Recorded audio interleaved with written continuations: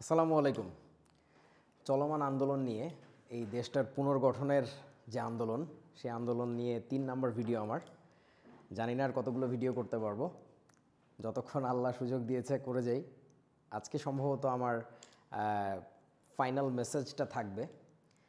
So আজকের মেসেজটা কী নিয়ে আসলে? আজকের ভিডিওটার নাম দিয়েছি ব্লকচেইন গভর্নেন্স মডেল, সংক্ষেপে আমরা বলবো বিজিএম।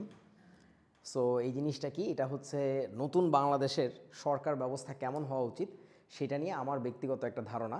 তবে এই ব্যক্তিগত ধারণা আসার পরে আমি কয়েকজনের সাথে আলোচনা করেছি এবং যাদের সাথে আলোচনা করেছি তাদের কারোর সাথেই রাজনৈতিক কোনো সম্পৃক্ততা নেই। Most of them are kids, young generation. তাদের নতুন চিন্তা, নতুন ভাবনা আমার চিন্তার সাথে মিলিয়ে দেখেছি, কতদূর ওরা নিচ্ছে, কতদূর নিচ্ছে না। সো সেটার আলোকে একটা আলোচনা, এটা নিয়ে আমার প্রথম ভিডিও, এই জন্য ডিসকাশন 1। ভাগ্যে থাকলে ডিসকাশন 2তে যাওয়া যাবে। সো এনিওয়ে, আরেকটা ব্যাপার বলে রাখি, আমার এই আলোচনায় বলা যে কোনো কথা আমার ভুল হতেই পারে, ত্রুটি থাকতেই পারে। সো সেই বিষয়গুলোকে কারোর মাফ করার দরকার নেই, কারোর কাছে মাফ চাইছি না আমি। সো এই জন্য লিখেছি মার্জনীয় নয়, আমাকে মাফ করার দরকার নেই, তবে পরিমার্জন করতে হবে, অর্থাৎ একটু কষ্ট করে আমার ভুলটা ধরে দিতে হবে। ইগনোর করা যাবে না, ইগনোর করলে আসলে দেশের ক্ষতি, দশের ক্ষতি আমার মনে হয়। আরেকটা ব্যাপার এই ক্ষেত্রে বলে রাখি, সেটা হচ্ছে যে আমি যে মডেলটা এখন দেখাবো এটা আমার একান্তই স্বপ্নচারী চিন্তাভাবনা হতে পারে, অর্থাৎ অনেক বেশি ড্রিম লাইক একটা চিন্তাভাবনা হয়তো বা, আমি জানি না। সো এটা হয়তো বা বাংলাদেশ আজকে অ্যাকসেপ্ট না করলেও, বা বাংলাদেশ আদৌ কোনো দিন না করলেও অন্য কোথাও হয়তো বা বাস্তবায়িত হতে পারে কোনো একদিন, দেখা যাক কী হয়। সো শুরু করা যাক। এইটা মূলত আমার একটা ক্লাসের স্লাইড। আমি একজন শিক্ষক মানুষ, ছোটোখাটো মাত্রার। সো আমি ক্লাসে যে স্লাইড দিয়ে পড়াই, আমার ব্যস্ততায় আমি সেই স্লাইডের উপরই লেখাগুলো এডিট করে বানাইছি। সো আমার সব কিছু মোটামুটি একই রকম আছে।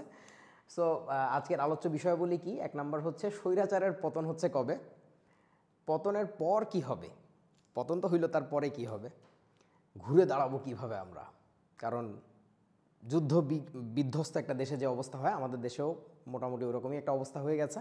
সো সেখান থেকে তো ঘুরে দাঁড়াইতে হবে, তাই না? বাক্সের বাইরে কি আছে, অর্থাৎ thinking out of the box. আমরা একটু বক্সের বাইরে চিন্তাভাবনা করব, অর্থাৎ চিরাচরিত যে পন্থায় আমরা চলে এসেছি বা সারা পৃথিবীর যেসব দেশ চলে তার বাইরে একটু চিন্তা করা যায় কিনা সেগুলো নিয়ে কথাবার্তা। সো এইখানে আমি ক্লাসেও বলে দিই, এখনও বলছি, সেটা হচ্ছে যে learn with a specific aim, একটা নির্দিষ্ট লক্ষ্য নিয়ে আমরা আগাবো, but don't be afraid to take a detour, অর্থাৎ মূল গন্তব্য থেকে একটু এদিকে ওদিকে আমরা যেতেই পারি, ঠিক আছে? সো এটার জন্য একটু প্রস্তুত থাকতে হবে। আর একটা ব্যাপার হচ্ছে, এটা যদি কেমিস্ট্রি ক্লাস হতো, আমি যেটা পড়াই, তাহলে আমার টপিক আমার জানা ছিল যে আমার কী কী কথা বলতে হবে, কোথায় যে কোন উদাহরণ দিতে হবে। কিন্তু যেহেতু রাজনীতি নিয়ে কথা বলছি, দেশ নিয়ে কথা বলছি, আমি তো নর্মালি এরকম বলি নাই, এরকম প্রেজেন্টেশন দেই নাই, ক্লাসে বলেছি ইনফর্মালি, কিন্তু সো এই জন্য আমার একটু এদিক ওদিক যেতেই পারি। সো এনিওয়ে, প্রথম টপিক হচ্ছে স্বৈরাচারের পতন হচ্ছে কবে।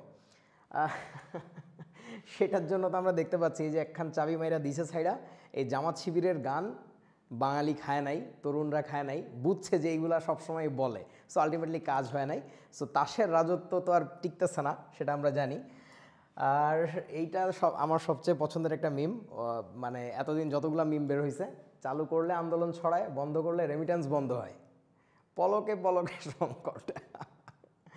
সো আমরা সব কিছু তো বুঝতেই পারতেছি যে কি একটা অবস্থা যাচ্ছে।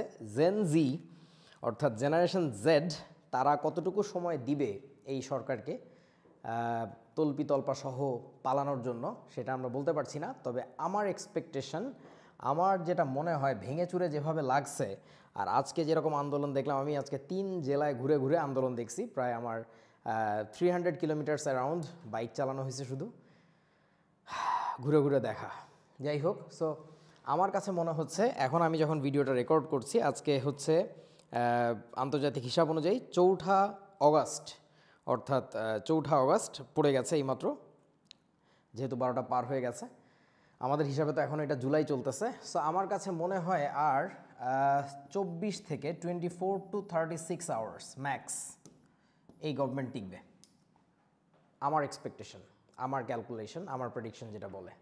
ইনশাল্লাহ তার মধ্যে গণভবন, বঙ্গভবন যা আছে সব দখল হয়ে যাবে ছাত্রদেরকে দিয়ে, সংসদ তো বটেই। ওকে, সো পতনের পর কি হবে? পতনের পরে কয়েকটা ঘটনা ঘটতে পারে আমার হিসাব অনুযায়ী। তার মধ্যে 1 নাম্বার হচ্ছে এইটা, ভারতের আগ্রাসন, অলরেডি আমরা একটা ভিডিও দেখেছি, সোর্স আনকনফার্মড, বাট ভারত থেকে বেনাপোল বর্ডার দিয়ে 5টা ট্রেন আসছে ঢাকাতে। সো সমস্ত light off, that's so unusual. এই টাইপের কিছু ঘটনা আমরা দেখতে পাচ্ছি, আমরা এখনও নিশ্চিতভাবে বলতে পারতেছি না, বাট আমরা সবাই জানি এবং নির্ভরযোগ্য তথ্যসূত্রে আমরা বিভিন্ন পত্রপত্রিকায় দেখেছি যে এজেন্টরা বাংলাদেশে কীভাবে ভিতরে ভিতরে ঢুকে গেছে। সো এগুলো বোঝা যায় আর কি। আর এই প্রসঙ্গে একটা কথা বলে রাখি, সেটা হচ্ছে যে কিছুদিন আগে আন্দোলন শুরু হওয়ার পরেই কোনো একজনের লেখা, আমার নাম মনে নেই তার, বেশ যত্ন নিয়ে লিখেছে যে 4টা লিঙ্কে, সম্ভবত 4টা ডিফারেন্ট লিঙ্কে সে একটা ইস্যু আলোচনা করছে যে ভারত কিভাবে আমাদেরকে দখল করবে বা সামথিং লাইক দ্যাট। আমি এই মতের সাথে পুরোপুরি দ্বিমত, উইথ রেসপেক্ট। বাংলাদেশকে ভারত আসলে কখনো দখল করবে না, এটা একটা বোকামি হবে। বাংলাদেশ একটা বার্ডেন হয়ে যাবে তাদের কাছে, ঠিক আছে? বাট বেটার তারা যেটা করবে সেটা হচ্ছে যে বাংলাদেশকে একটা মার্কেট প্লেস হিসাবে ইউজ করবে, অর্থাৎ এইখানে অন্য যে কোনো একটা পুতুল সরকার বসানো থাকুক, কিন্তু এই জায়গার যে এত কোটি মানুষ, সেই মানুষের প্রয়োজনের যে অন্ন, বস্ত্র, যা কিছু দরকার সব কিছু হচ্ছে ভারত থেকে সাপ্লাই দিবে, অর্থাৎ ভারতের এটা একটা বিক্রির বাজার, ঠিক আছে? সো এই বিক্রির বাজার হিসাবে বাংলাদেশকে ব্যবহার করতে চায় Bharat. As far as I am concerned, as far as my knowledge goes, Bharat কখনোই বাংলাদেশকে চাইবে না যে এইটাকে আমরা দখল করে নেই। কারণ আমরা আসলে এখন এই শতাব্দীতে বসে, এইখানে বসে আসলে এটা আসলে ওই আগের সেই ঔপনিবেশিক মনোভাব আসলে দুনিয়ার কোনো দেশে নাই বা ওইভাবে চলতে পারে না। হ্যাঁ, আফ্রিকার বেশ কিছু দেশে, ফ্রান্স, আমেরিকা, ব্রিটেন এখনও ধরে রাখছে, তাদের ঔপনিবেশ ধরে রাখছে ইন এ ডিফারেন্ট ওয়ে। তারা যে বলে যে এটা তোমাদেরই দেশ বাবা, কিন্তু আমরা তোমাদের শান্তি রক্ষা করতেছি, আমরা তোমাদের সংস্কার করে দিচ্ছি, এই বলে তারা থাকে এবং ওইটাকে মার্কেট হিসাবে ইউজ করে। সো বাংলাদেশকে ভারত ব্যবহার করলে এইভাবে করতে পারে, ভারতকে দখল করে নেওয়া, ওইখানকার রেল লাইন কেটে দেওয়া, মানে that is not there plan as far as I know, as I understand politics. So anyway, so 1 নম্বর ঘটনা এটা ঘটতে পারে যে ভারতের আগ্রাসন হইতে পারে বাংলাদেশে, ভারতের নিয়ন্ত্রণ থাকতে পারে ভয়ঙ্কর মাত্রায়। 2 নম্বর হচ্ছে বহির্বিশ্বের হস্তক্ষেপ, অর্থাৎ অন্য যে কোনো দেশ এসে আমাদের উপরে একই কাজই করতে পারে, সেটা চায়না হইতে পারে, সেটা আমেরিকা হইতে পারে, সেটা রাশিয়া হইতে পারে, সেটা যে কোনো দেশ হইতে পারে। যারা ইন্টারন্যাশনাল বা গ্লোবাল পলিটিক্স আলোচনা করে তারা এটা আরও ভালো বলতে পারবে, আমি এত বেশি কিছু জানি না, সো আমি বলছি না। আচ্ছা, তারপরে হচ্ছে নতুন সূর্যোদয় হইতে পারে, দ্যাট ইজ আওয়ার হোপ। আমাদের আশার আসল জায়গাটা হচ্ছে এইটা। সো আমি এই স্লাইডটা যখন বানাচ্ছিলাম, আমার এক ছোটো ভাই আমার সাথে আছে এখন, ও আমাকে বলতেছিল ভাই আর একটা পয়েন্ট তো মিস গেল। তো আমি বললাম কি? তো ও আমাকে ধরায় দিল যে সেনাবাহিনী তো ক্ষমতা দখল করে নিতে পারে। সো সেই ক্ষেত্রে আমি একটা বড় দীর্ঘশ্বাস ছাড়লাম। এখন আমি আবারও সেম কাজটাই করছি, সেটা হচ্ছে যে সেনাবাহিনী যদি দখল করে নেয়, বা অনেক জায়গাতে আমরা আবেগী হয়ে স্লোগান দিয়েছি যে এই মুহূর্তে দরকার সেনাবাহিনীর সরকার। সো এই টাইপের স্লোগান মাঠে দেওয়া ঠিক আছে প্রয়োজনের তাগিদে, তাদেরকে ইমোশনাল গেম খেলার জন্য, কিন্তু বাস্তবে সত্যি কথা হচ্ছে সেনাবাহিনী সরকারও আসলে খুব বেশি ভালো কিছু হবে না যদি আমরা জনগণের আশা আকাঙ্ক্ষার কথা বলি। কারণ মিলিটারি গভর্নমেন্ট এটা আসলে ইন্টারন্যাশনাল প্রেশারে তো থাকবে বটেই, কোনো দেশই আসলে ভালোভাবে দেখে না মিলিটারি গভর্নমেন্ট। আর 2 নম্বর কথা হচ্ছে যেটা, যে বাক প্রকাশের যে স্বাধীনতাটা আমরা চাচ্ছি বারবার, সেটা আসলে মিলিটারি গভর্নমেন্টের ক্ষেত্রেও সম্ভব হয়ে থাকে না। এটা আসলে কোনো ক্ষেত্রেই কখনো হয় নাই, with all due respect to our military personnels. So এইটা একটা বোকামি আর কি। হ্যাঁ, এটা চাওয়া যাবে না, এটা চাওয়াটা উচিত হবে না আর কি। সো এনিওয়ে, আমরা পরেরটাতে যাই। সো আমরা এই 3 নম্বর টপিক নিয়ে কথা বলবো, যে নতুন সূর্যোদয়ের সূচনা করতে হবে আমাদের। সো ঘুরে দাঁড়াবো কিভাবে আসলে আমরা, ধরে নিলাম আগামী 24 থেকে 36-48 ঘন্টা পরে যখনই হোক আমরা দখল করছি, আমরা রাষ্ট্র ক্ষমতায় ছাত্রদেরকে বসাতে পারছি। সো সেই ব্যাপারটা আসলে কীভাবে কাজ করবে? এখন তো সবাই বলছি যে আমি কে তুমি কে, সমন্বয়ক, বাট আসলে সত্যি কথা হচ্ছে সবাই যেহেতু আর রাষ্ট্র পরিচালনা করতে পারবে না, কাউকে না কাউকে দায়িত্ব নিতে হবে। সো সেইটার জন্য ডিসেন্ট্রালাইজড সিস্টেম আমাদের প্রয়োজন হবে, ডিসেন্ট্রালাইজড। এইটার পড়াশোনা তো আগেই করছিলাম যে what is decentralised system, but এটার সবচেয়ে বাস্তব বড় প্রয়োগ, সবচেয়ে বড় নমুনা আমাকে অন্তত দেখিয়েছে, এই বিশ্ববাসীকে দেখিয়েছে এইবার যারা আন্দোলনের নেতৃত্ব দিয়েছে তারা। সেই ছেলেগুলো দেখিয়েছে যে নেতৃত্ব এক জায়গা থেকে আসবে না। আমাকে যদি ধরেও ফেলে, ওকে যদি মেরেও ফেলে, ওকে যদি পঙ্গুও করে দেয়, ওকে যদি কানাখোড়াও করে দেয়, তারপরেও কথা বলার কেউ না কেউ থাকবে। That's what we call decentralised. অর্থাৎ ডিসেন্ট্রালাইজেশন যদি বলি, এর বাংলা দাঁড়াবে বিকেন্দ্রীকরণ। কেন্দ্র এক জায়গায় না, কেন্দ্র ছড়িয়ে আছে। জাস্ট লাইক উপবৃত্তের মতো চিন্তা করো, 2টা কেন্দ্র আর কি, উপকেন্দ্র। সো এই ডিসেন্ট্রালাইজড মডেলের দিকে যাইতে হবে বলে আমার মনে হয়। সো ব্লক চেইন আমি আগে যখন পড়েছিলাম আমার কাছে খুব মিল পেয়েছি। সো আমি আইডিয়াটা একটু বোঝানোর চেষ্টা করতেছি। সেটা হচ্ছে আমরা যদি একটু এইভাবে চিন্তা করি যে এটা আমার মোবাইল ফোন, এটা আমার মোবাইল ফোন। সো মোবাইল ফোনে কি কি থাকে? মোবাইল ফোনে আমাদের কাছে ক্যামেরা থাকে, তারপরে একটা বড় ডিসপ্লে থাকে, তাই না? এরকম অনেক কিছু থাকে। এই ডিসপ্লে আছে, তারপরে ধরা গেল যে এখানে অনেকগুলো বাটন আছে, হ্যাঁ, এই একটু আদি আমলের ফোনই চিন্তা করি আমরা।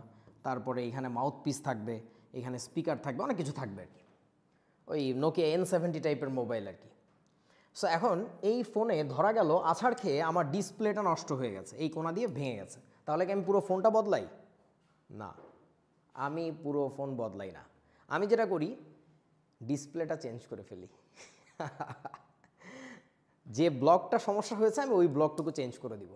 আমার গোটা জিনিসের পরিবর্তন দরকার নেই। আমার যদি ক্যামেরায় ঝামেলা হয় আমি ক্যামেরাটাকে বদলায় ফেলবো, আমার যদি বাটনের সমস্যা হয় আমি কিপ্যাড চেঞ্জ করে ফেলবো। সো ফ্যাক্ট ইজ, কেন এই জিনিসটা এখন বর্তমানে যে ব্যবস্থা চালু আছে বাংলাদেশে সেটার জন্য সম্ভব না? তার কারণ হচ্ছে বাংলাদেশে রাজনৈতিক গণতন্ত্র চলে, অর্থাৎ বিভিন্ন দেশের মতোই আর কি, যে Democrat, Republican, BNP, Awami League যাই বলি না কেন, বিজেপি, হোয়াটএভার, একটা দল রাষ্ট্র গঠন করে বা একটা দল সংসদ নেতৃত্ব দেয়। সো সেই ক্ষেত্রে কোনো একজন দুইজনকে আসলে ছাঁটাই করা সম্ভব না, কারণ ওই দলের আইডিওলজি ওইখানে বসে আছে, কিন্তু ঝামেলা। সো জাস্ট লাইক এইভাবে চিন্তা করা যাক যে অনেক ফোনে টাচ প্যানেল আর হচ্ছে কি জানি বলে ডিসপ্লে নাকি এলসিডি একসাথে কানেক্টেড থাকে। সো তখন একটা সমস্যা হইলেও কিন্তু আরেকটা চেঞ্জ করা যাচ্ছে না যদি যদি একসাথে থাকে। তো এখন ঘটনা হচ্ছে আমরা তাহলে একটা নতুন মডেলের দিকে যাইতে পারি। সেটা হচ্ছে একটা কথা বিশ্বাস করতে হবে, যদি আমার মডেলে বিশ্বাস করতে হয় বা আমার আইডিয়াতে বিশ্বাস করতে হয়, সেটা হচ্ছে যে কোনো দল বাংলাদেশে এককভাবে ভালো না, হয়তো বা সারা বিশ্বেই কোথাও এরকম নাই যে ওই দলের সবাই ভালো। আবার কোনো দল এমনও নাই যে দলের সবাই খারাপ। সবাই খারাপ এটা হয় না। যে আওয়ামী লীগকে নিয়ে আমরা এখন এত রোষানলে, সে আওয়ামী লীগের মধ্যেও আসলে ভালো লোক আছে, আমার বিশ্বাস। অনেকেই দ্বিমত হইতে পারেন, আমি জানি না, বাট আসলে আছে। ইনফ্যাক্ট প্রতিটা মানুষের মধ্যে ভালো মন্দ আছে। সো এখন কথা হচ্ছে আমাদেরকে এমন একটা সরকার সাজাইতে হবে, এমন একটা ব্যবস্থা সাজাইতে হবে, যে ব্যবস্থা না আমরা হ্যান্ড পিক করবো, যে হ্যাঁ এই লোকটার মানে কর্মকাণ্ড ভালো ছিল, ওই লোকটার ভালো ছিল না, সো সে বাদ, এ ইন। সো ব্যাপারটা ঠিক এরকম। এবং তারপরে যেটা হবে, আমাদের সেই বাছাই করা লোকগুলোকে আমরা যখন রাষ্ট্র ক্ষমতায় বসাবো বিভিন্ন অধিদপ্তর, বিভিন্ন মন্ত্রণালয়ের দায়িত্বে, সো পরে যদি কোনো কারণে দেখা যায় যে স্বরাষ্ট্র মন্ত্রণালয়ের কাজবাজ ভালো হয় নাই, you out, then input another one, যোগ্য একজনকে দেখে আমরা ঢুকাবো। So that's what we call block chain governance model, BGM। সো আমি আরেকটু ভালো করে বোঝানোর চেষ্টা করি। সো এখানে ট্রান্সপারেন্সি থাকবে, রিলায়েবিলিটি থাকবে এবং ইজিলি মডিফায়েবল হবে। খুব সহজেই চাইলে আমরা পরিবর্তন করতে পারবো। কোনো একটা জায়গায় আমার বাধা খেয়ে পড়ে থাকতে হবে না যে 5টা বছর আমার অপেক্ষা করতে হবে, তারপরে গভর্নমেন্ট চেঞ্জ হবে, তারপরে কিছু একটা হবে। আর ওই 5 বছরের মধ্যে যদি এই আওয়ামী লীগ সরকারের মতো হয়, তাহলে তো যেটা করবে যে পুরো সিস্টেমটাই কিনে ফেলবে, তারপরে ঝামেলা। ওই যে আমি কেন বলছিলাম যে সেনাবাহিনী সরকার এই মুহূর্তে দরকার না, কারণ হচ্ছে গত 15টা বছর ধরে তারা থাকার কারণে সেনাবাহিনী থেকে শুরু করে পুলিশ বা যে কোনো বল প্রয়োগকারী সংস্থা বা এমনকি বিচার ব্যবস্থা, সব জায়গাতে কিন্তু তাদের মানে চাটুকার বসায় রাখছে। সো আমরা যদি বলি যে এখানে সেনাবাহিনী সরকার এসে আমাদেরকে উদ্ধার করে দিবে, no, that will be even worse. So ওই দিকে যাওয়াটা উচিত হবে না আর কি। সো আমি একটু বোঝানোর চেষ্টা করি উইথ এক্সাম্পলস। আমার মাথায় যা আসছে সেটা হচ্ছে যে, আমি আবারও বলে নিচ্ছি, এটা কিন্তু পিওরলি আমার আইডিয়া। এটা এমন না যে আমি কারো কাছ থেকে শিখেছি, শুনেছি, আমি কারোর সাথে আলোচনা করেছি কয়েকজনের সাথে আমার আইডিয়া আসার পরে। সো আমার এই ধারণাগুলোর জন্য সম্পূর্ণরূপে আমি একাই দায়ী যদি এটা দোষের হয়ে থাকে। আর সবচেয়ে ভালো হয় যদি আমাকে একটু আমার ভুলটা ধরা দেওয়া হয়। সো এনিওয়ে, আমার মতে BGM-এ 3টা পার্ট থাকবে গভর্নেন্সের ক্ষেত্রে। একটা হচ্ছে হাউস অফ কমন্স, আমি জাস্ট নাম দিয়েছি, নট দ্যাট যে এই নামেই থাকতে হবে, যে কোনো নামে থাকতে পারে। ইউকের ওই নাম থেকে আমি একটু কপি করছি আর কি, ইউকের পার্লামেন্টারি সিস্টেমের। House of governors, house of ministers. So এই 3টা ডিভিশনে আমরা ভাগ করব, that is number 1, that is number 2 and that is number 3। So কীভাবে কী হবে আমি একটু দেখাই। এখানে কারা কারা বসবে এখনও ডিসাইডেড না, তবে আমি কিছু আইডিয়া দিব যে আমার মতে কারা বসলে ভালো হয়। প্রথম কথা, ক্ষমতার বিকেন্দ্রীকরণ হলো এই ব্যবস্থার প্রথম এবং প্রধান উদ্দেশ্য। এক জায়গায় থাকবে না, ক্ষমতা ছড়ায় যাবে। 2 নম্বর কথা হচ্ছে, এই সরকার ব্যবস্থায় কোনো স্যার উপাধি থাকবে না। এই যে আমরা কিছুদিন আগেও দেখেছি বিভিন্ন BCS ক্যাডাররা রাগ করছেন তাদেরকে স্যার কেন বলা হচ্ছে না। স্যার উপাধি থাকবে, তবে কার জন্য? স্যার সম্বোধন করা হবে সেবা গ্রহীতাকে। সেবা গ্রহীতাকে, সার্ভিস যিনি নিতে আসছেন, একটা জমির খাজনা দিতে আসছেন, তার সমস্যা হচ্ছে, বা একটা হসপিটালে গেছেন বা পুলিশের থানায় গেছেন, সো ওই যে সার্ভিস টেকার, যিনি সার্ভিস নিচ্ছেন তাকে স্যার বলতে হবে, যিনি সার্ভিস দিচ্ছেন তাকে স্যার বলা যাবে না। পুলিশ অফিসারকে আমি স্যার বলবো না, পুলিশ অফিসার আমাকে স্যার বলবে, দ্যাট ইজ দ্য সিস্টেম। আচ্ছা, সো তারপরের পয়েন্টটা কি, অ্যাকাউন্টেবিলিটি বা জবাবদিহিতার স্বচ্ছ ও দ্রুত বাস্তবায়ন সম্ভব হবে। কারণ ওই যে বললাম ডিসেন্ট্রালাইজড, কোনো ফিক্সড জায়গাতে যে আমার বলতে হবে না। আমাদের ওই যে দেশে বর্তমানে না বছরখানিক ধরে দেখছিলাম, যে সিস্টেমের যে সেকশনে যেখানে যা সমস্যা হয়, প্রধানমন্ত্রীর দৃষ্টি আকর্ষণ করছি, প্রধানমন্ত্রীর দৃষ্টি, ওয়াই ব্রো ওয়াই? দেশে তো প্রত্যেকটা ডিপার্টমেন্ট আলাদা করে দেওয়া হয়েছে। সড়কের সমস্যায়ও প্রধানমন্ত্রীর দৃষ্টি আকর্ষণ করছি, ড্রাইভিং লাইসেন্সের সমস্যার দৃষ্টি আকর্ষণ করছি সেই প্রধানমন্ত্রীর, ঔষধের সমস্যা হলেও, আরে ভাই ওই মানুষটার তো এত কিছু দেখার কাজ না। কথা তো ছিল যে যার যার ডিপার্টমেন্ট সে সামলায় রাখবে। সো যখন সামলায় রাখতেছে না তখনই আমাদেরকে ওই যে যাইতে হচ্ছে গোড়াতে। আর গোড়াতে যাইতে হচ্ছে কেন? কারণ ওনার ঝামেলার কারণেই এই কোনো কিছু ঠিকমতো কাজ করতেছে না, যার ফলেই তো আজকে আমরা পথে নামছি যে বলতেছি ভাই এক দফা, বাড়ি যাও, হটো, ডান, ইনাফ, বহুত করছো। এনিওয়ে, 4 নম্বর পয়েন্ট, এদের সবারই নিজস্ব আলাদা পেশা থাকবে। এদের বলতে যারা আমাদের গভর্নেন্স সিস্টেমে থাকবে, house of Commons, house of governors এবং হাউস অফ মিনিস্টার্স, তাদের সবারই নিজস্ব পেশা থাকতে হবে, ইন্ডিপেন্ডেন্ট পেশা থাকতে হবে। ধরা গেল যে আমি ওই 3টা বক্সের যে কোনো এক বক্সে ঢুকে গেছি ফোর্সে, সো সেই ক্ষেত্রে আমার পেশা যে শিক্ষকতা বা ফটোগ্রাফি, এটা আমি ছাড়তে পারবো না। সামহাউ আমাকে আমার নিজের উপার্জন করতে হবে, অন্তত একটা সার্টেন পোর্শন আমার নিজের উপার্জন থেকে আসতে হবে। রাজনীতি কোনো অর্থ উপার্জনকারী পেশা হইতে পারে না। যখনই এই সিস্টেমের দিকে আমরা যাই, ওই যে পেশা কি রাজনীতি, এটা যখন লেখার সুযোগ থাকে তখনই ওই রাজনীতির ক্ষেত্রটাকে ব্যবহার করে মানে লুটপাট হোক, চাঁদাবাজি হোক, যেমনে হোক টাকা পয়সা বের করার একটা ধান্দা চলে আসে আর কি। আচ্ছা, তারপরে নাম্বার পয়েন্ট, অর্থাৎ 5 নাম্বার, দেশের তথাকথিত সমস্ত রাজনৈতিক দলের বিলোপ ঘটাইতে হবে। এইটাতে আমার মনে হয় অনেকেরই আপত্তি থাকতে পারে, but trust me, let me explain, একটু ধৈর্য ধরেন, সব বুঝতে পারবেন আর কি। কোনো রাজনৈতিক দল থাকতে পারবে না, সব নিষিদ্ধ ঘোষিত করতে হবে। সে বিএনপি হোক, আওয়ামী লীগ হোক, জামাত হোক, জাতীয় পার্টি হোক, হোয়াটএভার, বা সমাজতান্ত্রিক অমুক তমুক যা যা আছে। আচ্ছা, তারপরে জনগণের ইচ্ছা এবং প্রয়োজনের সর্বোচ্চ প্রতিফলন ঘটানো সম্ভব। এটা কীভাবে সম্ভব? এটা শুধু মুখের কথা বলতেছি না, মডেলটা দেখলে আশা করা যায় বোঝা যাবে। Let's go. কেন রাজনৈতিক দলগুলোর বিলোপ প্রয়োজন? কারণ ওই যে বললাম, কোনো একক ব্যবস্থা থাকবে না। এসে বলতে পারবে না তুই চিনোস আমারে, আই তো আমলিক করি, আই তো বিএমপি করি, এইগুলার কোনো তাবেদারি খাটবে না, এইগুলার কিচ্ছু করা যাবে না। কথা হচ্ছে তুমি কি, স্পেসিফিক্যালি তুমি কি, ইন্ডিভিজুয়ালি তুমি কি, তুমি তোমার আইডিয়ার প্রতিফলক, তুমি তোমার আইডিয়ার representative. Will be believing in ideas are worth of billions. So ঘটনা হচ্ছে যে তুমি তোমার আইডিয়া এবং তোমার কার্যকলাপ, এই দুইটা মিলে হচ্ছে তুমি, তোমার আইডিওলজি, তোমার রাজনৈতিক দল। সো ব্যাপারটা হচ্ছে আলাদাভাবে ওইরকম কোনো রাজনৈতিক দল থাকা যাবে না। থাকলে যেটা হয়, মাসল পাওয়ার দেখানোর একটা সুযোগ আসে। মাসল পাওয়ার দেখানোর কোনো সুযোগ নেই। আমি আরও একটু ডিটেলে যাই, তাহলে এই স্লাইডটা ফাঁকাই থাকুক, এখানে বোঝা হবে যে আমি কি বলতে চাইছি। আচ্ছা, সো আমি আবারও মনে করে দিচ্ছি, house of Commons, house of governors, house of ministers. আমি শুরু করতেছি হাউস অফ কমন্সের ডিটেল দিয়ে, যে এখানে কে কে থাকবে, কিভাবে কি হবে। 2টা সেকশনে ভাগ করা থাকবে হাউস অফ কমন্স, 10 জনের একটা টিম, সেটা 14 জনও যাইতে পারে, সেটা 12 জনও থাকতে পারে, সেটা 20 জনও যাইতে পারে। I am just giving you the idea. So 5 জন প্রবীণ থাকবে, 5 জন নবীন থাকবে। কারণ আমরা দেখছি যে প্রবীণদের চাওয়া নবীনদের চাওয়াতে একটু আলাদা থাকে, একটু ফারাক থাকে। ওই জিনিসটার যেন একটা সমঝোতা হয়, একটা বোঝাপড়া হয়, একটা মাঝামাঝি একটা জায়গায়, একটা লেভেল প্লেইং গ্রাউন্ডে আমরা যাইতে পারি, ওই জন্যই ব্যবস্থা করা। সো প্রবীণদেরকে কিভাবে আমরা বাছাই করব? আমার মনে হয় লেখাগুলো একটু বেশি ছোট হয়ে গেছে, পড়া যাচ্ছে কিনা আমি জানি না, আমি একটু পড়ে দিচ্ছি। প্রবীণ দল নির্বাচিত হবেন বিশ্ববিদ্যালয়ের শিক্ষক মণ্ডলীর মধ্য থেকে। বি কেয়ারফুল অ্যাবাউট দ্যাট, যে কেউ হইতে পারবে না। বিশ্ববিদ্যালয়ের শিক্ষক মণ্ডলীর মধ্য থেকে, বা প্রফেশনালস থাকতে পারে, বিভিন্ন ফিল্ডে প্রফেশনালস আছে, আই মিন পেশাদার লোকজন, শিল্পপতি হইতে পারেন, ব্যবসায়ীও হইতে পারেন, কোনো সমস্যা নেই। তবে ওই রাজনীতিবিদ বা মাসল পাওয়ার দেখানো লোক হওয়া যাবে না।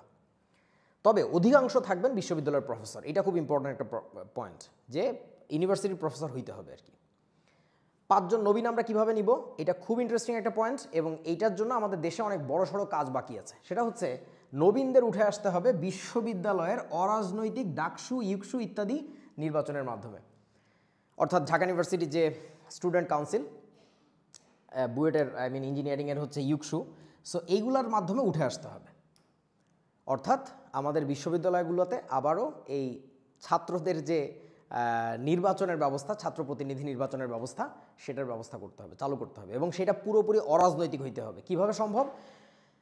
Through your leadership, through your services that you give to your society and to the students, এটার মাধ্যমে নির্বাচিত করা সম্ভব।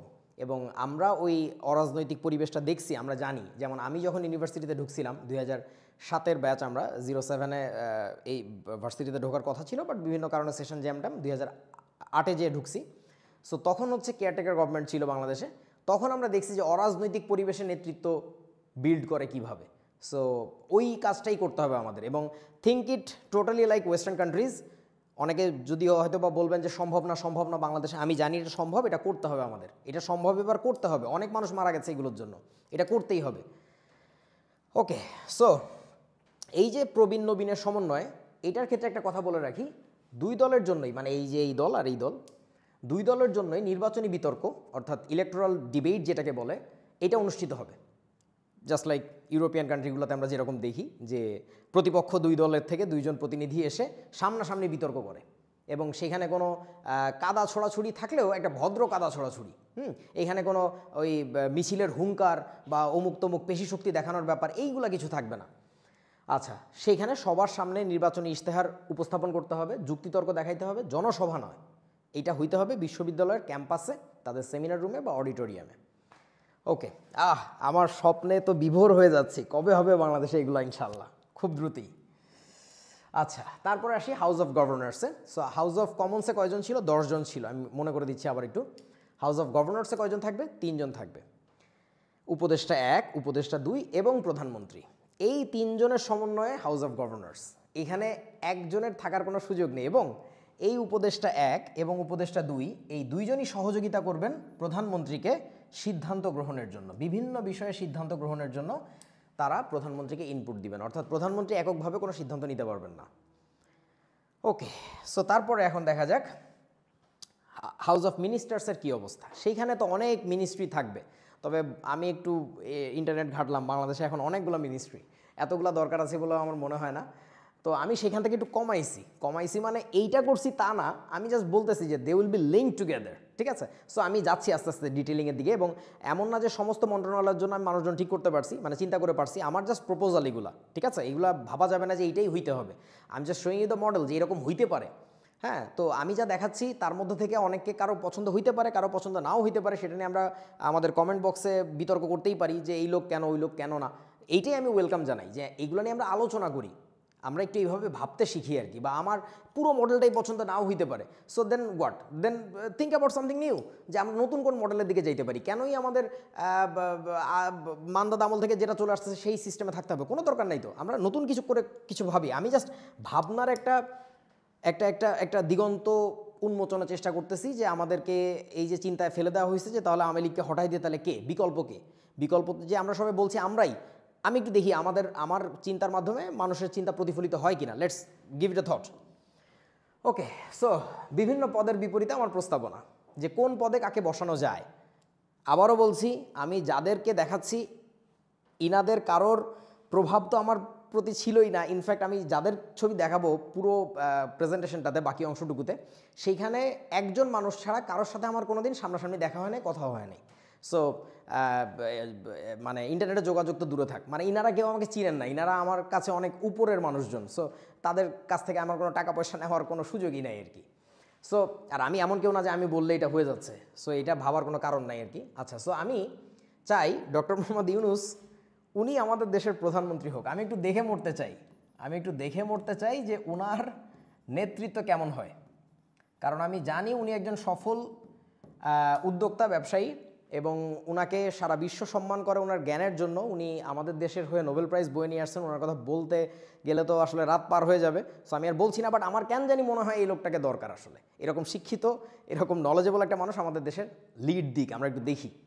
আচ্ছা, সো ওনার যে কি বলে উপদেষ্টা লাগবে, ওনাকে যারা ভুল ত্রুটি ধরায় দিবেন, ওনাকে যারা সমালোচনা করবেন, তার জন্য দুইজন ঠোঁট কাটা মানুষ আমি বাইর করছি, একদম ঠোঁট কাটা। তাদের কোনো লজ্জা শরম নাই, তাদের কোনো ভয় ডর কাজ করে না, তারা যাকে যা ইচ্ছা তাই বলে দেয়, একদম মুখের উপরে বলে দেয়। সো 1 নাম্বার হচ্ছে আসিফ নজরুল স্যার, আমার খুবই সম্মানের লোক, আমার এত ভালো লাগে মানুষটাকে, মানে নির্ভয় নির্ভীক শিক্ষক যেমন হওয়া উচিত মাশাল্লাহ। সো ওইরকম আর কি। আমি স্যারকে ভাবছি ঢাকা ইউনিভার্সিটির প্রফেসর, ওনাকে সবাই চিনে, ওনাকে পরিচয় করে দেওয়ার কিছু নাই।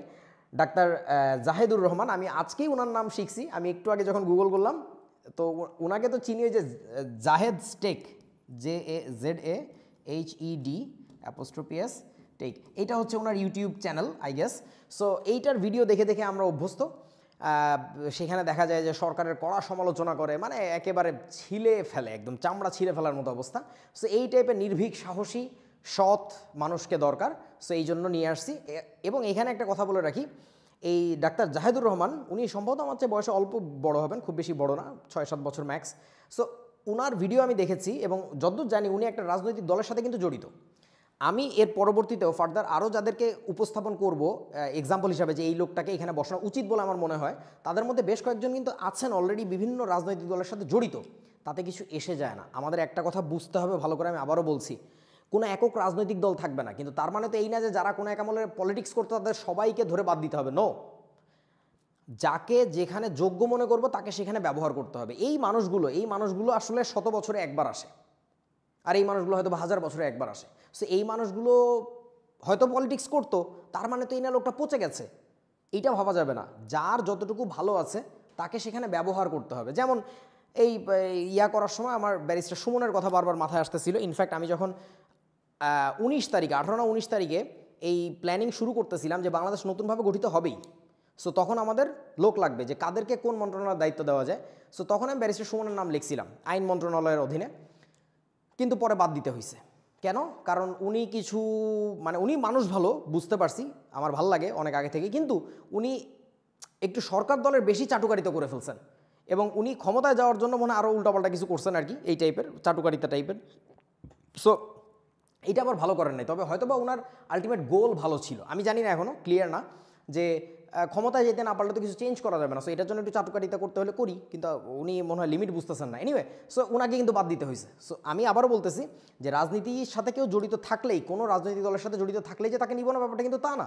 তাদেরকেও রাখতে হবে যদি তাদের যথেষ্ট যোগ্যতা থাকে যে এই লোকটাকে আসলে ভালোভাবে কাজে লাগানো যাবে বা এই লোকটাকে দরকার আছে। সো এনিওয়ে, এই দুইজন হচ্ছেন, আমি আবারও বলছি, আসিফ নজরুল স্যার এবং ডাক্তার জাহেদুর রহমান। ওনাদের দুইজনকে রাখা হয়েছে দুইজন উপদেষ্টা হিসাবে প্রধানমন্ত্রী, এবং প্রধানমন্ত্রী হিসেবে আমি ভেবেছি ডক্টর মোহাম্মদ ইউনূসকে। ওকে, তারপরে যাই, অর্থ মন্ত্রণালয়ের দায়িত্বে কে আছে? আনু মোহাম্মদ স্যার। স্যারকে পরিচয় করার দেওয়া তো কিছুই নাই, সবাই চিনে, জাহাঙ্গীরনগর ইউনিভার্সিটির প্রফেসর, এবং স্যারের profile is so heavy for me to explain this thing in a short video like this. স্যারের সম্পর্কে একটু জানা উচিত, অর্থনীতির প্রফেসর। সো অর্থ মন্ত্রণালয়ের দায়িত্বে আমি স্যারকে দেখতে চাই, এটা আমার চয়েস।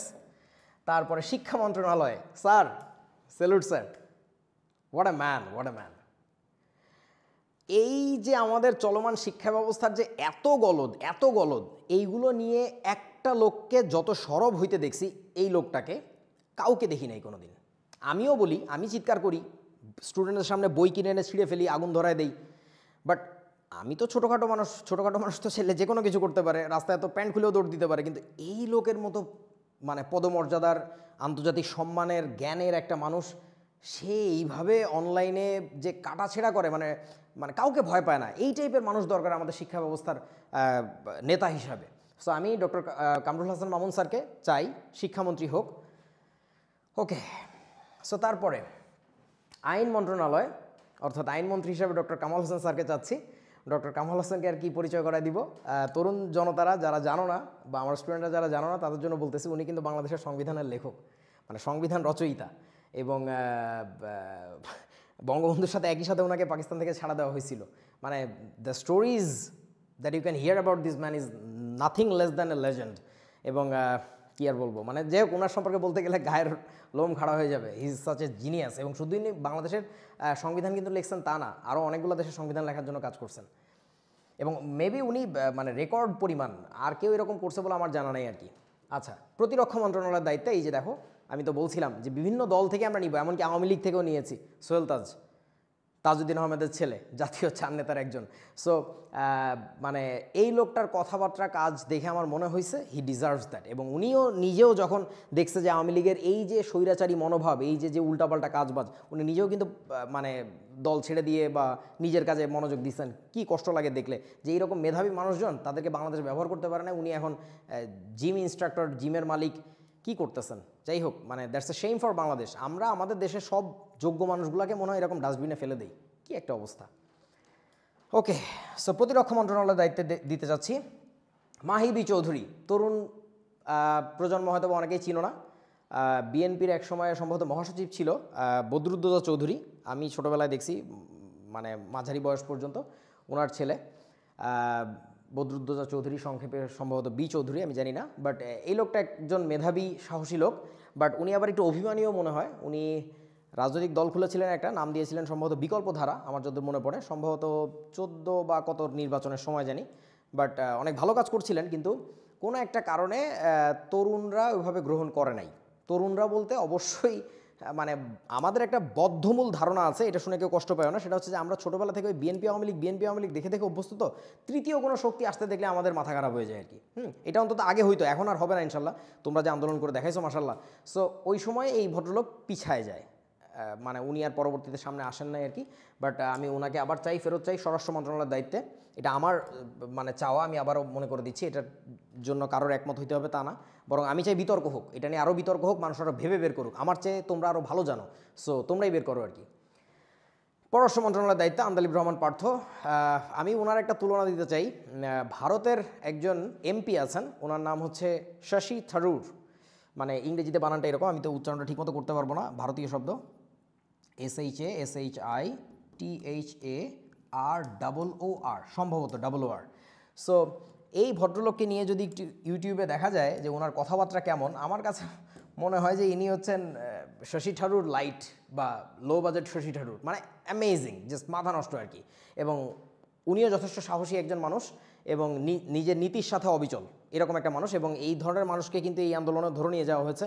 জাস্ট জানে তো যে নেক্সট বাংলাদেশ লিড করবে কারা। সো জাস্ট কী যে অবস্থা করবে আমি জানি না, দোয়া রইল ভাই।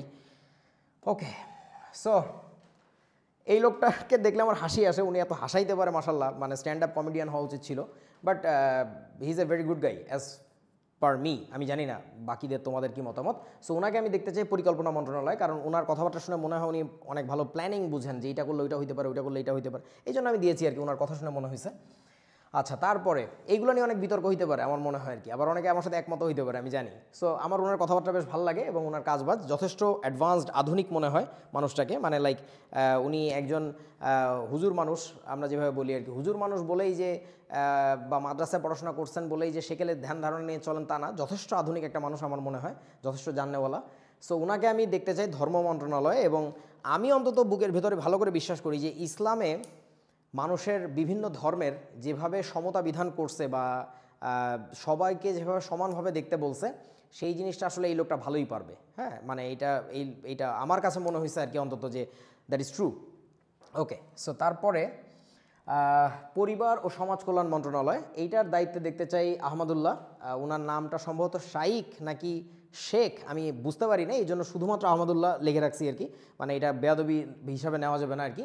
আমি যথেষ্ট সম্মান করি লোকটাকে এবং ওনাকেও যথেষ্ট ওপেন মাইন্ডেড মনে হয়েছে, দ্যাটস আমি এই দায়িত্বে দিয়েছি যে এই ধরনের লোকজনকে দরকার। এবং আরেকটা ব্যাপার হচ্ছে, এই কথা অনস্বীকার্য যে আমাদের দেশ কিন্তু যথেষ্ট মানে ধর্মভীরু, বিশেষ করে মুসলিমরা আমরা যারা আছি। সো সেই ক্ষেত্রে এই মানুষগুলোকে যদি একটু সামনে আনা যায়, ক্ষমতার জায়গায় দেওয়া যায়, আশা করা যায় যে দেশের মানুষকে সাথে নিয়ে অনেক কাজ করতে পারবেন আর কি। এবং যেহেতু ওনাদের করাপশন আমরা দেখি নাই, ওনাদের নামে ওনাদের কোনো কাজ বা কথা নেগেটিভ দেখি নাই, সো আমার মনে হয় এই মানুষগুলো অবশ্যই ভালো এবং ওনাদেরকে কাজে লাগানো উচিত আর কি দেশের জন্য। মানে শুধুমাত্র ওয়াজ মাহফিলে বয়ান করে যাবে, হ্যাঁ ওইটাও জরুরি কাজ, ওইটাও কম জরুরি কাজ না। বাট আমার কাছে মনে হয় যে মেইন স্ট্রিম মানে কী বলে এটাকে, মানে গভর্নেন্স সিস্টেমে ওনাদেরকে অ্যাসোসিয়েট করা উচিত আর কি। ওকে, তারপরে আসছি বিদ্যুৎ জ্বালানি ও খনিজ সম্পদ মন্ত্রণালয়, খুব গুরুত্বপূর্ণ একটা জায়গা। এই জায়গাটাতে আমি ডক্টর আব্দুল হাসিব চৌধুরী স্যারকে দেখতে চাই, বুয়েটের ইলেকট্রিক্যাল ইঞ্জিনিয়ারিং ডিপার্টমেন্টের প্রফেসর। সো এটা নিয়ে আমি একেবারে যে সুপার শিওর তা না, বাট এটা আমার মতামত। স্যার হলে ভালো হয়, অন্য যে কেউ যে কোনো পরামর্শ দিতে পারে যে কি হইলে কি হয়। আচ্ছা, এবং স্যারের কিন্তু রিনিউয়েবল এনার্জি নিয়ে হিউজ মানে গবেষণা আর কি, মানে এই টাইপের মানুষজন যদি আসলেই মন্ত্রী হয়, মাশাল্লাহ। বস্ত্র ও পাট মন্ত্রণালয়, মইনুল ইসলাম স্যার, অর্থনীতি। মানে এই টাইপের মানুষজনকে চাই চিটাং ইউনিভার্সিটির, মাথা নষ্ট। আচ্ছা, এই যে এইটা নিয়ে অনেক বিতর্ক হবে আমি জানি, সোহাগ ভাইয়ের কথা কেন বলছেন, সোহাগ ভাইয়ের কথা কেন বলছেন, সোহাগ ভাই তো এই আন্দোলনের সাথে ছিল না শুরু থেকে, অমুক তমুক। আমি ওনাকে যত কাছে থেকে চিনি, আমি জানি না তোমরা কয়জন কাছে থেকে চিনো। অনেক দায়িত্ব থাকে, অনেক কাজ থাকে, অনেক ঝামেলা থাকে আর কি, মানে অন্য আর সবার সাথে ওনাকে মিলানো যাবে না। হ্যাঁ, সো ভাইয়ার জন্য আমি রাখছি। আচ্ছা, আমি ওনার কথা বলছিলাম যে আমি একটা মাত্র মানুষকে সামনাসামনি কোনো দিন দেখছি এবং ওনার সাথে আমার কথা হয় না 2000 সম্ভবত 19 বা সামথিং লাইক দ্যাট, এর পর থেকে, বা যখন এই যে কোচিং নিয়ে যখন প্রচুর গ্যাঞ্জাম হয়েছিল, তখন কয়েকটা পত্রিকা হচ্ছে ওনার একটা ইন্টারভিউ নিতে চাচ্ছিল, এই জন্য আমি ওনাকে ফোন দিছিলাম লাস্ট। তার আগে কথা হয়েছে ওই সেই 2017 সালে, আমি যখন উদ্ভাসে ক্লাস নিতাম। সো তারপরে আর কখনো কথা হয়নি আর কি, কোনো প্রকার কন্ট্যাক্ট নাই। সো তথ্য বিজ্ঞান ও যোগাযোগ প্রযুক্তি মন্ত্রণালয়ের জন্য, এবং আমি কিন্তু আবারও বলছি মন্ত্রণালয়ের সংখ্যা আমি কমিয়েছি। সো যার ফলে হয়েছে কি, এখানে কিন্তু অনেকগুলো মন্ত্রণালয় একসাথে ঢুকাই দেওয়া হয়েছে, অর্থাৎ ওই সায়েন্স অ্যান্ড টেকনোলজি যেটা বিজ্ঞান ও প্রযুক্তি এইখানে চলে আসছে, তথ্য মানে ইনফরমেশন আর কি, আর তথ্য ও যোগাযোগ প্রযুক্তি আমি জাস্ট সুন্দর লাগার জন্য তথ্য বিজ্ঞান ও যোগাযোগ প্রযুক্তি লিখছি আর কি। সো পুরোটার দায়িত্বে সোহাগ ভাইকে আমি দেখতে চাই। সো তারপরে গৃহায়ন ও গণপূর্ত মন্ত্রণালয়, এটার জন্য doctor M Shamim Z Basunia sir. আমি স্যারকে সারা জীবন চিনতাম বসুনিয়া স্যার নামে, ওনার নাম যে এত বড় আমি আজকেই জানছি গুগল করে। সো বসুনিয়া স্যারকে যারা চিনে না তাদের জন্য বলে দিচ্ছি, বুয়েটের সিভিল ইঞ্জিনিয়ারিং ডিপার্টমেন্টের প্রফেসর, এবং পদ্মা সেতু থেকে শুরু করে বাংলাদেশের অনেক বড় বড় কাজে স্যারের যে হাত, মানে জাস্ট অসাধারণ। তবে এই যে বসুনিয়া স্যার এবং একটু পরে আসবে আইনুন নিশাত স্যার, এই দুইজনের অনেক আক্ষেপও আমি দেখছি যে সরকারি বিভিন্ন বড় বড় স্থাপনার ক্ষেত্রে ওনাদের কনসালটেন্সি নেয় ঠিকই, বাট কিছু ক্ষেত্রে নেয় না, বা যে ক্ষেত্রেও নেয় সেক্ষেত্রেও পুরো কথা শোনে না, যার ফলে ওই প্রজেক্টে হয়তো বা একটা হচপচ, একটা জগা খিচুড়ি হয়ে যায়। সো চাই স্যার আপনারা নেতৃত্ব দেন, সরাসরি আপনি লিডে থাকেন, তাইলে আর কাউকে দোষ দেওয়া যাবে না, এবং আপনি থাকলে, আপনারা থাকলে আমরা জানি একদম পারফেক্ট কাজ হবে আর কি। ওকে, সো তারপর ডক্টর সলিমুল্লাহ খান স্যার, কে দেখে নাই তাকে, ইউটিউবে ভিডিও দুর্দান্ত। স্যারের যে নলেজ, মাশাল্লাহ। আমি যত জানি স্যার হচ্ছে ইউনিভার্সিটি অফ লিবারাল আর্টসে, অর্থাৎ ইউল্যাবে প্রফেসর, বাট আমি শিওর না, আমি এই জিনিসটা গুগল করার টাইম পাইনি, এখন দেখে মনে আসলো যে আমি সে সময় লিখছিলাম, বাট পরে রিচেক করার কথা মনে নেই। Anyway, I am sorry if I am wrong. So স্যারকে আমি দেখতে চাই জনপ্রশাসন মন্ত্রণালয়, অর্থাৎ এটাকে সম্ভবত কী জানি বলে, এই জনপ্রশাসন ইংরেজিতে কী বলে ভুলে গেলাম, public administration I guess, maybe, আমি জানি না, আমি শিওর না। সো স্যারকে আমি দেখতে চাই, খুবই পাওয়ারফুল একটা জায়গা, অনেক কাজ আছে স্যারের। ওকে, তারপরে কৃষি ও খাদ্য মন্ত্রণালয়, এই লোকের চেয়ে বেটার লোক আর কে হইতে পারে? সারাটা জীবন, যৌবন থেকে শুরু করে শেষ বয়স পর্যন্ত কৃষি নিয়ে লেগে আছে, মাশাল্লাহ, কত প্যাশনেট একটা মানুষ। সো রাজনীতি কোনোদিন করছেন কিনা আমি জানি না, মনে হয় না, বাট ওনাকে আমি দেখতে চাই সামনে, এবং হয়তো বা আওয়ামী লীগ ঘেঁষা মানুষ, ডাজন্ট ম্যাটার, মানুষ ভালো হইলেই হয়, এবং ওই রকম নলেজ থাকলে হয়, ওরকম প্যাশন থাকলেই হবে, আর কিছু দরকার নেই। ও, আমি আবার আজকেই জানছি যে ওনার নাম শায়েক সিরাজ না, আমি সারা জীবন মানুষের মুখে মুখে শুনছি শায়েক সিরাজ, কোনোদিন খেয়াল করা হয়নি, আজকে খেয়াল করলাম ওনার নাম হচ্ছে শায়ক সিরাজ, শায়ক। আচ্ছা, যাই হোক, স্বাস্থ্য মন্ত্রণালয়, আমি বেশ কয়েকদিন ধরে ওনাকে চিনেছিলাম কয়েকদিন আগে, কিন্তু আমি ওভাবে খেয়াল করি নাই, মানে অত মনোযোগ দিই নাই। কিন্তু আজকে আমার এক ছাত্র, ছোট মানুষ, ভার্সিটিতে পড়ে মাত্র, ও ইনার কথা সাজেস্ট করলো, আমার জাস্ট মাথা নষ্ট হয়ে গেল তার আরও কিছু কর্মকাণ্ড দেখে বিভিন্ন পত্রপত্রিকায়।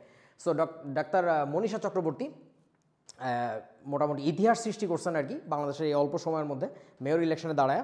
সো উনাকে আমি চাই স্বাস্থ্য মন্ত্রণালয়ের দায়িত্বে, এবং এই টাইপের তরুণ জনতা দরকার।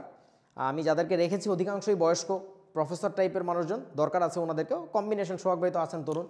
সো এবং উনি একমাত্র নারী আমার, মানে ও না, আর একজন আছেন।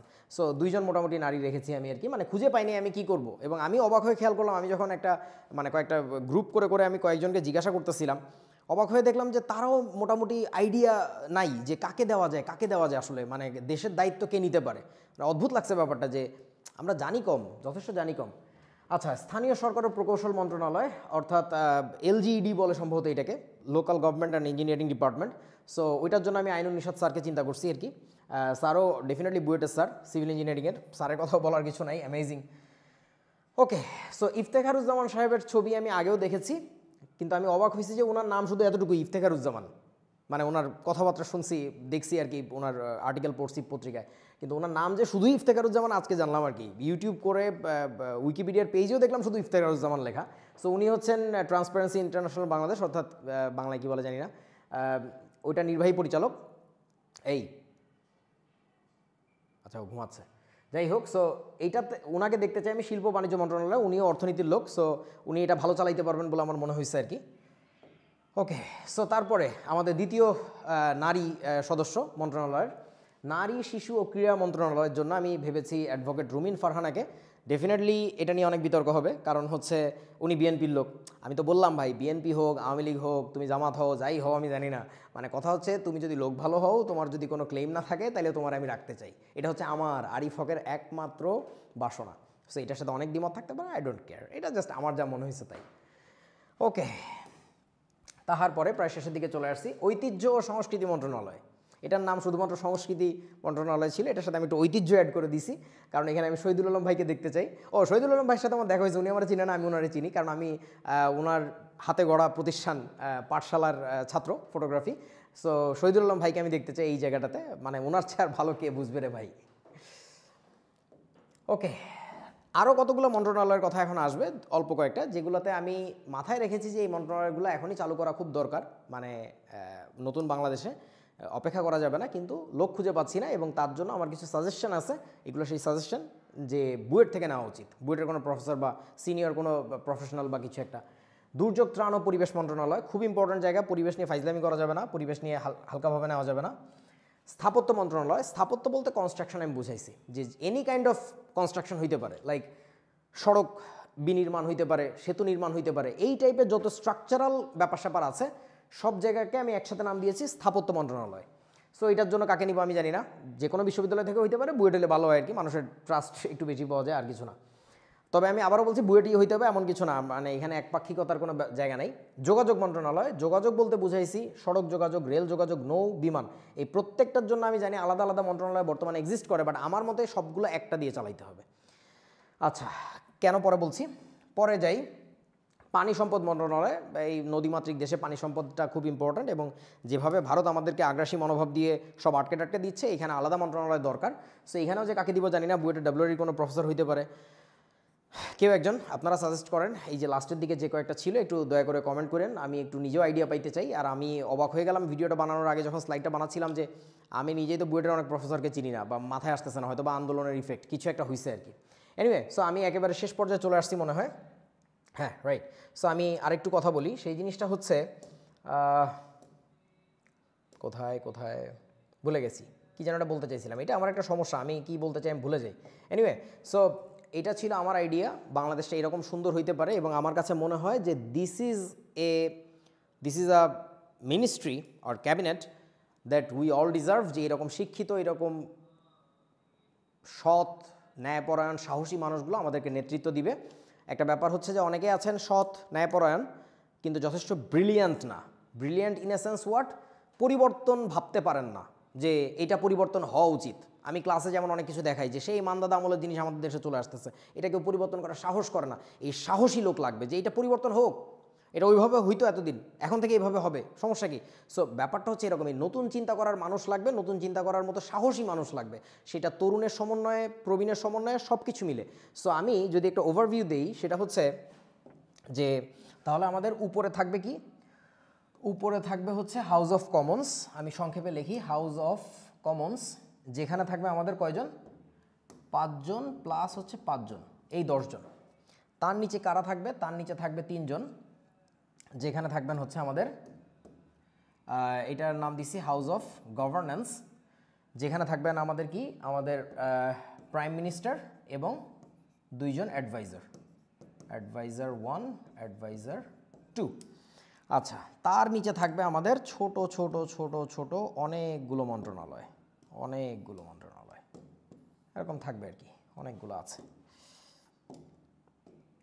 ওকে, সো যার যার মন্ত্রণালয়ের কাজ তো শেষে করবেই, সেই সাথে তাহলে প্রধানমন্ত্রীর কাজ কি হবে? প্রধানমন্ত্রীর কাজ হবে হচ্ছে সবগুলো মন্ত্রণালয় ঠিকঠাক মতো চলতেছে কিনা, কেউ উল্টাপাল্টা কিছু করতেছে কিনা, এইগুলো টেক কেয়ার করা, আর কিছু না। সো সেই ক্ষেত্রে অ্যাডভাইজাররা পরামর্শ দিবেন এবং মূল নীতি নির্ধারণ করবেন আমাদের প্রাইম মিনিস্টার। এবং সেই ক্ষেত্রে একটা ব্যাপার বলে রাখি, এই যে অংশটা আমার, এই যে অংশটা এইচওসি, এইটা অনেকটা শ্যাডো থাকবে, শ্যাডো। এগুলো নিয়ে আরও ডিটেইল কথা বলা যাবে যে ভার্সিটি থেকে কীভাবে স্টুডেন্টদেরকে নিব, কত বছর পরে চেঞ্জ হবে, অমুক তমুক, এইগুলো নিয়ে আমার চেয়ে যদি আইডিয়া অ্যাকসেপ্টেড হয়, রাষ্ট্রবিজ্ঞানে অনেক বাঘা বাঘা প্রফেসররা আছেন, স্যাররা আছেন, ছাত্ররা আছেন, তারা আলোচনা করতে পারে। আমি জাস্ট একটা আইডিয়া দিচ্ছি আর কিছু না। আমার স্বপ্ন দেখতে ভালো লাগতেছে যে নতুন একটা বাংলাদেশ হবে, সো সেখানে কারা চালাবে, সেই জন্য আইডিয়াগুলো দিলাম আর কি। সো এই শ্যাডো গভর্নমেন্টের কাজ হবে হচ্ছে সব কিছু একটু একটু দেখে টেখে রাখা। যেমন আমার কাছে খুব ভালো লাগে কিছু ব্যাপার বলতে, সেটা হচ্ছে যে আমেরিকার প্রেসিডেন্ট যেই হোক, যে দল থেকেই প্রেসিডেন্ট আসুক না কেন, ওদের দেশের কিছু শ্যাডো গার্ডিয়ান আছে। সেই শ্যাডো গার্ডিয়ানরা দেশের মূল রূপরেখা সেট করে দিয়ে গেছে কয়েকশো বছর আগেই। ও যে দলই ক্ষমতায় আসুক, যে প্রেসিডেন্টই ক্ষমতায় বসুক, ওদের মূল যে মানে চলন ওইটা কখনো পরিবর্তন হয় না। ওদের যে মূল পররাষ্ট্রনীতি, স্বরাষ্ট্রনীতি, এগুলো চেঞ্জ হয় না। মানে ও একটা ফোকাসে আছে, ও এইভাবেই চলবে। সো আমিও চাই যে আমাদের দেশে ওরকম কিছু একটা ব্যবস্থা হোক। হয়তো maybe I am so dreamy, but let me be. Tata, আল্লাহ হাফিজ। ও, পরের ক্লাস কবে হবে? পরের আলোচনা কবে হবে বলার অভ্যাস তো। এটা ছিল আমার এনভায়রনমেন্টাল কেমিস্ট্রি পড়ানোর একটা স্লাইড। ওটাকে যখন এডিট করে শেষ পর্যায়ে আসলাম, আমি তখন লিখে দিলাম গভর্নমেন্টাল কেমিস্ট্রি। পাগলের মতো কাজ করতেছি। যাই হোক, হয়তো বা পাগলই হয়ে গেছি। আগামী দিন আলোচনা করার ইচ্ছা হচ্ছে আমার 36 জুলাইতে। এবার একটু হিসাব করে দেখবেন কত তারিখ পড়ে। আল্লাহ হাফিজ।